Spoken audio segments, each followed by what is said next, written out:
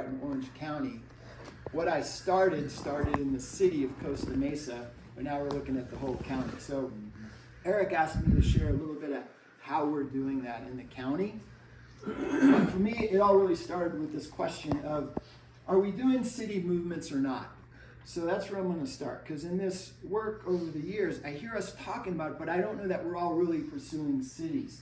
ChatGPT tells us that a city, a town, or a village is a place with human settlement, with organization, with commerce, with governance of some sort. Whether it's a village, a town, or a city, we have to remember that the main reason we're doing this is we caring about every man, woman, boy, and girl that lives in a city, a town, or a village.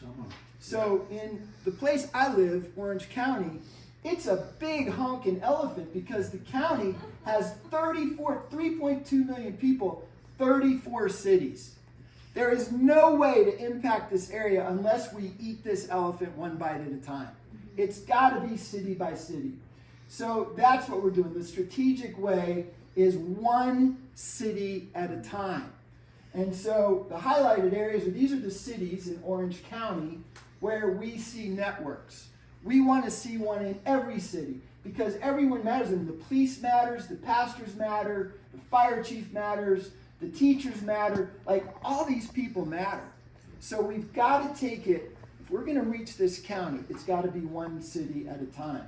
So we've got to create a path, an intentional path, to be able to really reach each city, to really get in there.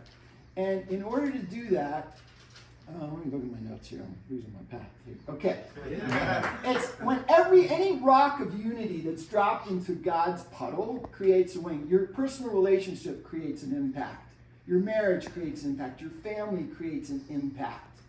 Even a congregation creates an impact. But when a group of churches really can come together in a city, it makes more than an impact. It makes a splash.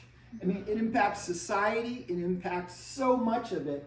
So it's got to be city by city. That's what I really want to say here. It's not here. So when you come to a fork in the road, you got to pick, like, what side are you going on? It's not an area. It's the cities, guys. We got to hit every single city. So this is how we're doing it. We're getting after city movements on purpose.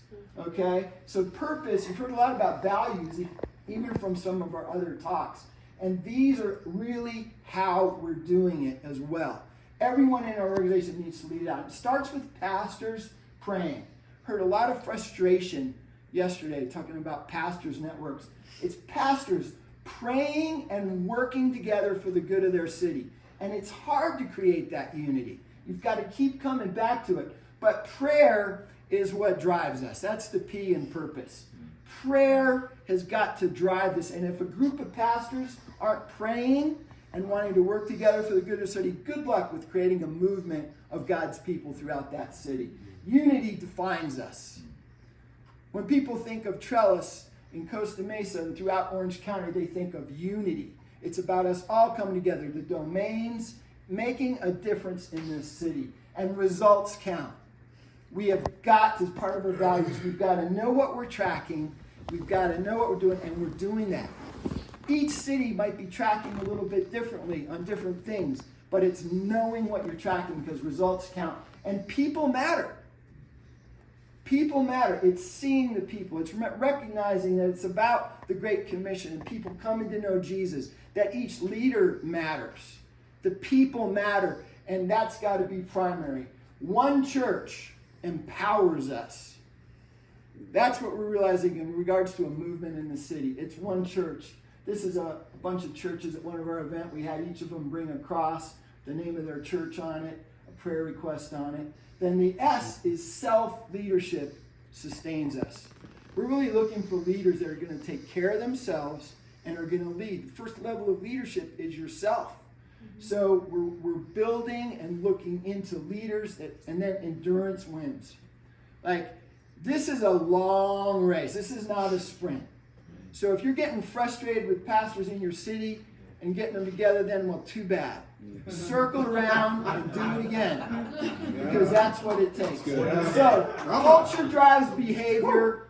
And that's where your values come from. Your culture comes from your values. Behavior drives results. Okay, so we are saying that cities matter more than areas. Pastors matter more than programs.